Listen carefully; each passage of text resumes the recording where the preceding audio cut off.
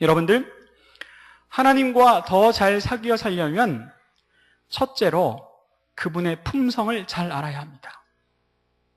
하나님은 어떤 분이신가? 하나님은 어떤 분이시기에 나를 이토록 사랑하시나? 하나님의 그 성품을 잘 헤아려 안다면 우리는 하나님 앞에 우리의 작은 모습이라도 사랑하며 가까이 나아가 영광을 돌릴 수 있습니다. 하나님은 어떤 분이십니까? 오늘 말씀해 보니까 하나님은 빛이시라고 말씀했습니다. 하나님은 빛이셔서 빛의 다 자녀된 사람들은 어둠 가운데 있지 않기를 바란다고 말씀합니다. 우리는 하나님의 자녀, 하나님의 가족된 사람들이기 때문에 하나님의 택함 받은 이후, 구원, 영생의 구원의 기쁨을 얻은 이후에는 정말 늘 깨어서 기도해야 할 것은 우리가 어둠 가운데 들어가지 않기를, 우리가 그 가운데 머물러 있지 않기를 늘 애쓰고 힘쓰고 기도해야 한다는 거죠. 그러면 하나님과 잘 사귀어 살 수가 있습니다. 하나님은 거룩하신 하나님입니다. 거룩하신 하나님께서는 하나님 앞에 우리가 모두 이렇게 나와서 품에 안길 때마다 우리에게 거룩함을 선물로 주십니다. 그래서 우리도 이 세상에서 하나님의 살아계심을 증거할 수 있는 사람처럼 거룩하게 살 수 있어야 하겠죠. 그리고 하나님은 예배 받으시기를 좋아하시는 분이십니다.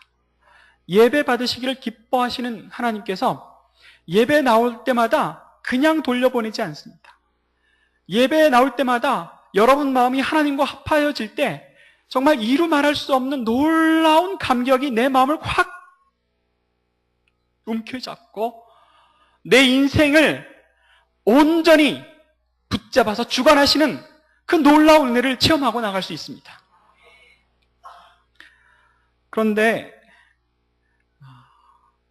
하나님과 사귀어 사는 일이 이렇게 아름답고 복된 일인데 이러한 사귐을 어렵게 만드는 일것들이 참 많습니다.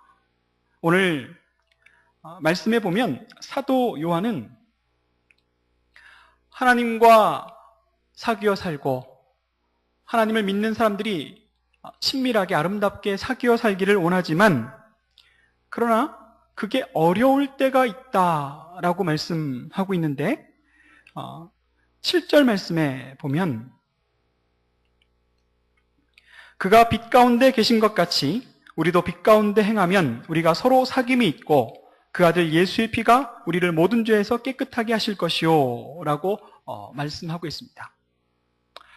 우리가 하나님과 더 친밀히 잘 사귀어 살고 싶지만 그 사귐을 방해하고 어렵게 만드는 것이 있는데 그것은 우리 일상 속에 늘 번번이 지을 수밖에 없는 죄 때문에 우리가 하나님을 두려워하고 하나님을 싫어하고 하나님을 멀리하게 되더라 이겁니다. 하나님과 아름답게 사귀어 사는 복된 삶을 우리가 누리고자 하는데 우리도 모르게 그냥 순식간에 죄만 짓고 사는 인생이더라 이거예요. 우리 모든 그리스도인들은 다행히도 이 죄의 문제가 해결됐습니다. 해결됐음에도 불구하고 왜 믿지 않는 사람과 똑같은 걸까요? 왜 우리는 같은 방법으로 같은 죄를 계속 반복해서 짓고만 있는 것일까요? 이것이 우리들의 문제입니다. 이것이 우리의 가장 큰 고민입니다. 이렇게 고민하고 있는 그리스도인들 틈에 아주 이상한 교리를 가르치면서 파고든 이단이 있습니다. 그 이단이 이름하여 구원파. 어제는 제가 구원파가 자주 쓰는 질문, 당신 언제 구원받았냐? 몇 날, 몇 시, 몇 분이냐? 이것 가지고 도전한다. 그렇게 말씀드렸죠? 교회를 10년 다녀도 거기서 거기, 20년 다녀도 미지근, 30년 다녀도 하나님 말씀이 뭔지 몰라. 이런 사람들은 영락없이 무너집니다. 영락없이 우리 영락교회는 말고요. 근데 두 번째, 이 구원파의 교리가 어떻게 사람들의 마음을 흔들어 놓고 무너지게 하느냐. 구원파는 이렇게 얘기합니다. 이름하여 죄사함의 비밀이라는 제목으로 장충체육관, 어디 올림픽체육관, 대전 어디 이렇게 막 수많은 사람들을 모아서 이 교리 해설을 하는데 이렇게 얘기합니다. 우리는 주 예수 그리스도의 보혈의 피로 죄사함을 받았다. 우리는 죄사함을 받았기 때문에 죄사함을 받은 날로부터, 그러니까 구원의 확신이 있는 날로부터 이러저러한 잘못을 하게 되고 죄를 짓게 될 텐데 그런 죄를 짓더라도 떨거나 두려워하거나 걱정하거나 염려하지 마라. 왜냐하면 이미 죄사함을 받았기 때문에 그 죄는 다시 회개할 필요도 없다. 이렇게 얘기하는 겁니다. 가뜩이나 예수님의 은혜를 입었다고 말하는데 그런데 늘 똑같은 잘못과 죄를 범하고 있는 우리 자신이어서 마음이 항상 주님 앞에 오면 먼저 죄를 고백할 수밖에 없는 그런 입장인데 구원파 박옥수 씨가 한 번 구원받았다 라고 확신한 그날 이후로 회개할 필요도 없다. 그래서 구원파 사람들은요, 죄를 짓고도 양심의 가책이 없습니다. 왜? 나는 이미 예전에 다 회개하고 다 구원받았고 그랬는데 내가 왜 굳이 또 회개를 해야 되느냐? 이렇게 생각하는 거죠. 여러분들 이 교리가 옳다고 생각하시는 분들 지금 다 나가십시오. 다 떠나십시오. 박옥수 찾아가십시오. 그러면 아마 행복하게 살겠죠. 그럴까요? 천만에요. 우리는 죄인입니다. 로마서 말씀에 모든 사람들이 다 죄인이다. 그렇게 말씀했습니다. 저는 거기에 한 단어가 더 들어가면 그러면 더 좋겠다. 어떤 말이냐면 모든 사람은 다 죄인이다 하는 이 말씀 가운데 늘 모든 사람은 죄인이다. 우리가 예수 그리스도의 보혈의 피로 죄 사함 받았습니다. 죄 씻음 받았습니다. 그럼에도 불구하고 여전히 이 땅에서는 죄를 다시 지을 수밖에 없는 연약한 인생이라는 것을 우리는 고백해야 합니다. 그게 사실입니다. 그렇기 때문에 오늘도 이 시간 무릎 꿇고 주님 앞에 내 마음을 다 드러내고 내 허물과 내 잘못과 내 죄를 용서해달라고 눈물로 부르짖을 수 있는 것이 우리들입니다. 마땅히 그렇게 해야 합니다. 그래서 날마다 우리 주님께서 주시는 그 긍휼의 그 은혜가 우리 가슴 속에 날마다 샘솟아 올라야 변함없이 하나님의 자녀, 하나님의 은혜를 아는 자녀, 용서의 은혜를 아는 자녀, 구원의 은혜를 아는 자녀로 살아갈 수 있는 거죠. 나 이미 구원받았기 때문에 오늘 내가 무슨 잘못을 해도 나는 회개할 필요 없어. 이런 사람들은요, 기독교인이 아닙니다. 우리는 날마다 하나님의 은혜가 없으면 살아갈 수 없는 사람들이다. 모든 사람들이 다 죄인이고 우리는 늘 죄인이다. 그러하기에 우리 주 예수 그리스도의 은혜와 사랑과 구원이 우리에게는 늘 필요하다. 이렇게 고백할 수 있어야 하겠습니다. 요즘 교회에서요,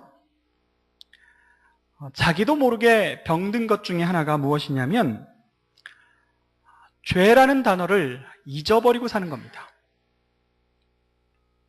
믿는 사람들끼리 서로 화목하게 한 교회를 이루어 살면서도 내가 죄인입니다 라고 생각하고 하나님 앞에 철저하게 그 몸을 낮추고 긍휼히 여겨달라고 부르짖는 그 기도가 말라가고 있다는 거예요.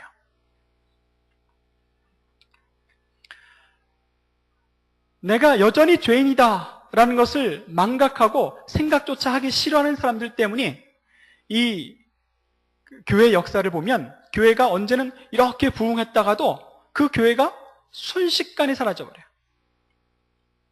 은혜를 충만히 누렸다가도 시간이 지나면 죄라는 것을 잊어버린, 내가 죄인이라는 긍휼함을 입어야 할 연약한 사람, 정말 아무것도 아닌 사람이라는 것을 잊어버린 사람들이 점점 많아지면 그 다음 세대의 교회는 싹 사라집니다. 교회가 약해져 버려요.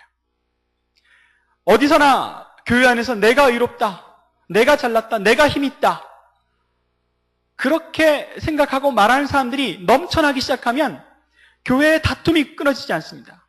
교회의 분열이 끊어지지 않습니다. 사탄은 그렇게 우리에게 찾아옵니다.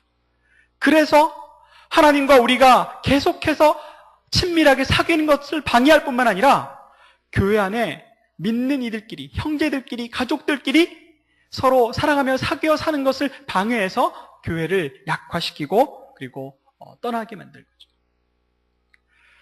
교회 안에 내 잘못, 내 허물, 내 죄를 추호도 생각하지 않는 사람들이 있어서 그 사람 때문에 상처받고 떠나는 일이 있습니다.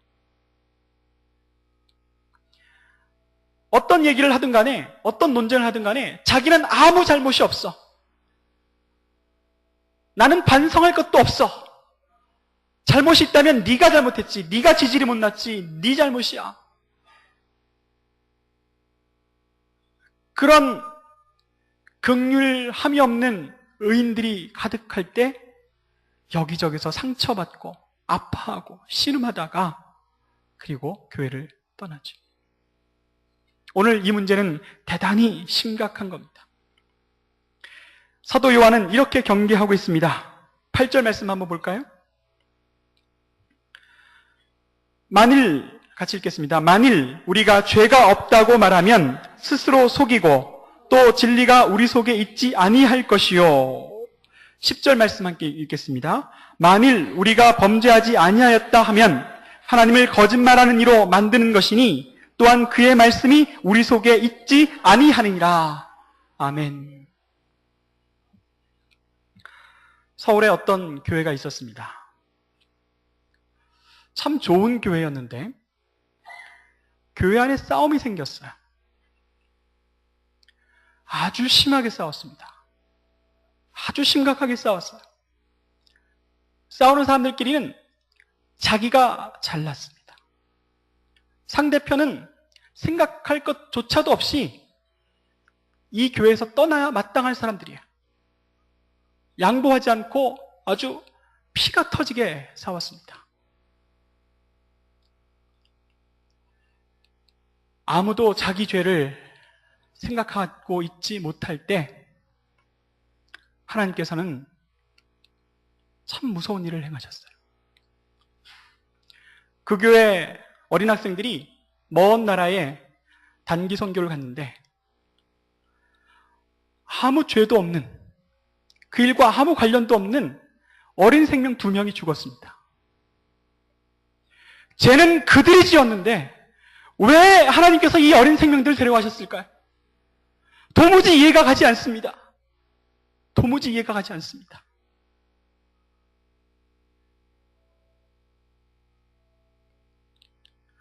하나님께서 그 교회를 사랑하셨는지 그 일이 있고 난 후에 머지않아 교회가 회복되었습니다. 오늘 이 시간 하나님 앞에 긍휼히 여김을, 그 은혜를 허락해달라고 간구할 수 있기를 원합니다. 우리는 우리 주 예수 그리스도의 그 값진 보혈의 피 때문에 죄의 문제를 해결받았으나 그러나 여전히 죄의 문제에 자유롭지 못합니다. 날마다 이러저러한 실수와 잘못과 죄 때문에 얼마나 많은 영혼들이 상처 입고 아파하고 신음하고 고통하고 괴로워하는지 알 수 없습니다. 어찌할 수 없는 이 죄인을 우리 주님께서 다시 한번 긍휼히 여겨주시고 나의 상한 마음, 나의 애달픈 마음을 우리 주님께서 받아주십시오. 용서해 주십시오. 그 은혜를 주십시오. 하고 기도할 수 있기를 원합니다.